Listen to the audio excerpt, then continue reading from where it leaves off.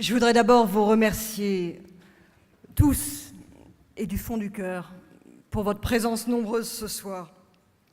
Vous êtes venus de tous les arrondissements parisiens, militants, élus, colistiers, soutiens et même au-delà, pour ce grand meeting parisien, pour ton meeting parisien, chère Valérie. Paris est en campagne avec toi. Depuis plusieurs mois, ça se passe sur les marchés, à la sortie des métros, dans les cages d'escalier, sur les stand-up que tu organises, Pierre-Yves. Les réseaux sociaux sont pleins des photos qui témoignent de cette belle énergie, votre belle énergie. La fédération est rassemblée autour de Philippe Goujon et elle est sur le pont, cher Philippe. Mais ce soir, c'est autre chose. Ce soir, c'est le point d'orgue.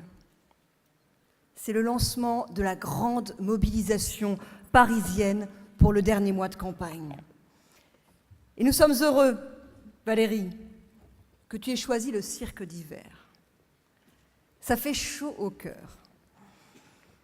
La dernière fois que j'ai tenu meeting ici, avec beaucoup parmi vous ce soir, c'était pour une soirée de soutien aux chrétiens d'Orient, une cause qui nous tient à cœur, qui m'avait conduite au Kurdistan irakien en avril dernier et m'emmènera au Liban, justement le week-end prochain. Mais surtout, le cirque d'hiver, ça nous rappelle un grand et beau moment de la campagne de Paris. Et je voudrais saluer à ce moment tous les militants de ces deux campagnes, tous tes colistiers et tous mes colistiers.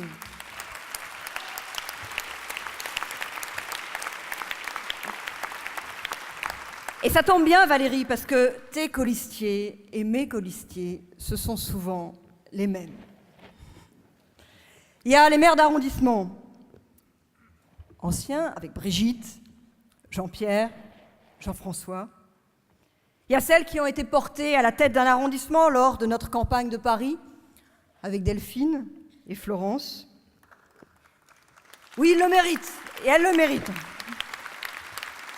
Il y a les conseillers de Paris avec lesquels tu travailles déjà, comme Vincent ou Daniel, ou ceux qui rejoignent la campagne régionale, la bataille régionale, comme Déborah, Frédéric, Stéphane, Valérie, Daniel Georges, Emmanuel, Athanase et Catherine.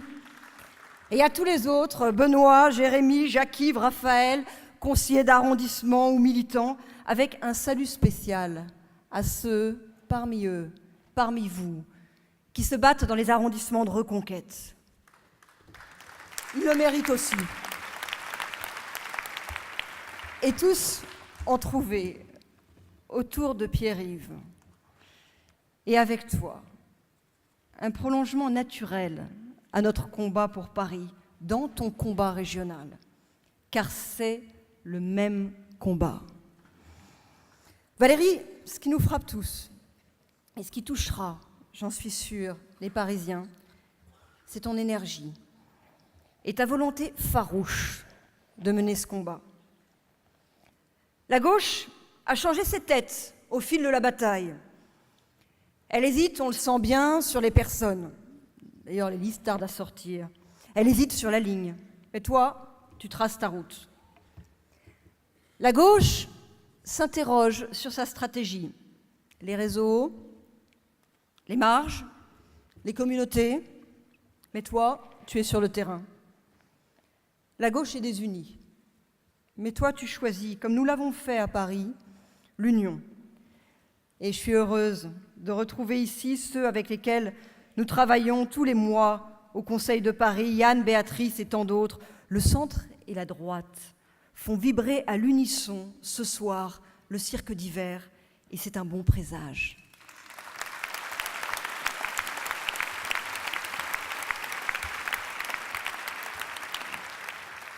Ces élections régionales, cette élection régionale, c'est un enjeu national.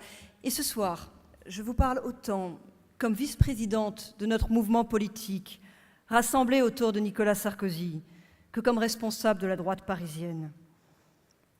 À Paris, on a un peu l'habitude. Toutes les questions locales prennent vite un tour national.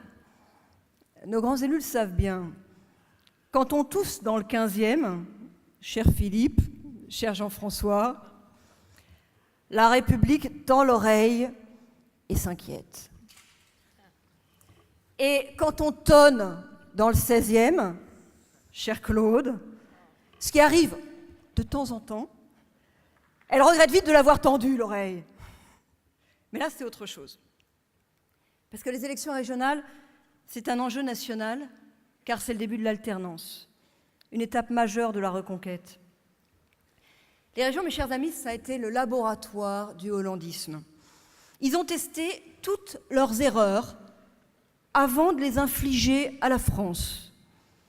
La dette, le chômage, la communication vide, mais chère, l'explosion du nombre de fonctionnaires, les cadeaux aux amis, les coalitions rouge-rose-verte, impossible. Et tu as dans cette campagne, en face de toi, Valérie, une figure de ce pouvoir-là, son visage, son double visage. D'un côté, le président bonhomme de l'Assemblée nationale. De l'autre, l'ancien président du conseil départemental de Seine-Saint-Denis, avec le succès qu'on sait. D'un côté, ce pouvoir qui argue des institutions pour réclamer pour lui le respect. Et de l'autre, ces socialistes qui votent avec constance des lois qui font mal à la France. Oui, Barthelone, c'est bien le candidat de François Hollande, cet orfèvre du mensonge, ce maître du cynisme. Faut l'applaudir. Est-ce que vous avez remarqué que de l'un comme de l'autre, même leurs amis, et surtout leurs amis d'ailleurs, quand ils sont interrogés, ils mettent en avant la même supposée qualité. Ils disent qu'ils sont habiles. Habiles pour eux, faudrait-il préciser. Habiles à défendre leurs intérêts. Mes amis, nous n'avons pas besoin de politiciens habiles. Pour l'Île-de-France, ce qu'il nous faut, c'est une femme utile.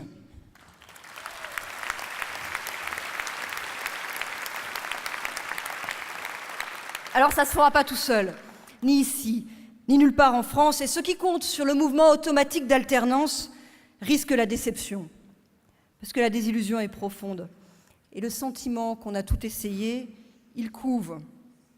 Nous avons besoin de transformations profondes, pas du néoconservatisme ou du néolibéralisme ou du néo quoi que ce soit d'ailleurs. Le revamping ne suffira pas, non. Nous avons changé de monde. Partout en France et particulièrement en Île-de-France, la société se transforme, l'économie aussi, le numérique bouscule tout.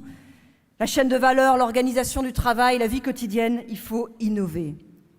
La droite ne gagne rien si elle joue les airs anciens. Nous avons changé de monde. La politique doit changer aussi.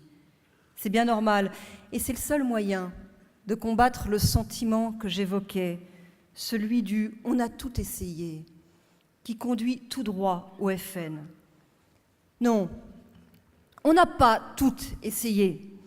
En revanche, essayer le vote FN, c'est garder les socialistes à coup sûr.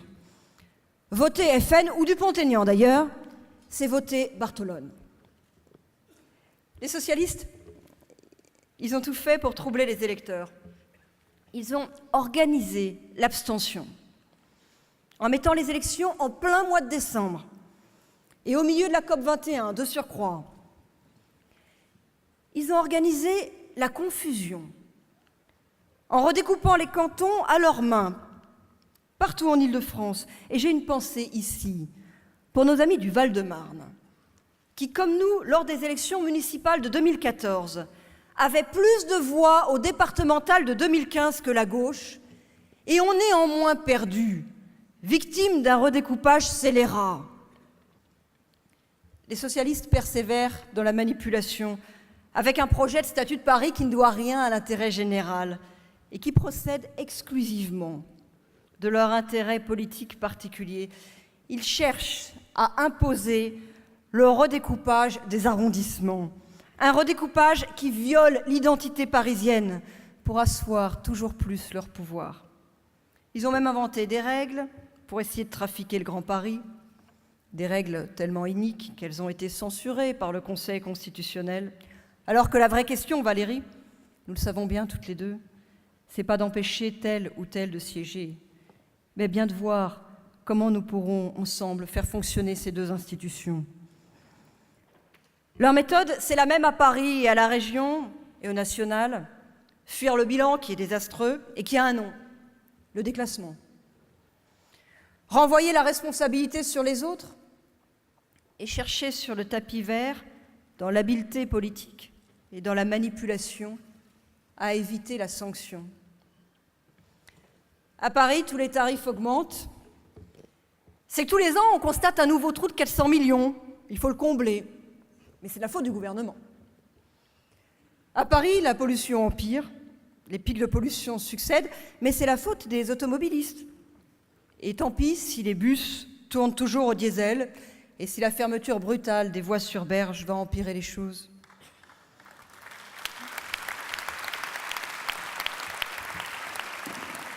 À Paris, mes chers amis, les rues sont dégoûtantes.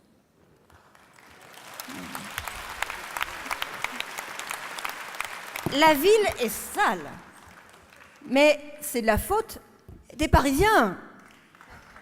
Est-ce qu'ils ont changé, les Parisiens?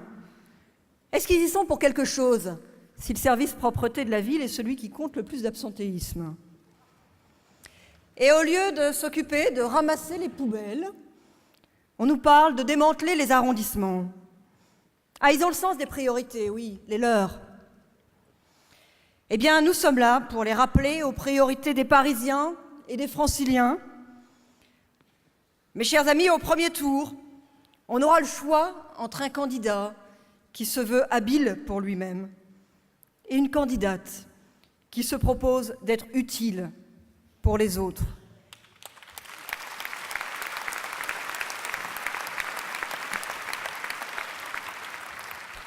Au deuxième tour, ils auront fait une coalition improbable. De leur côté, ce sera la faucille et le barreau.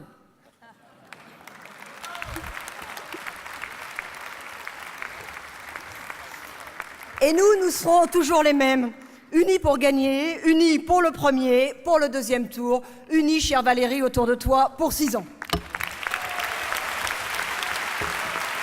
La faucille et le barreau,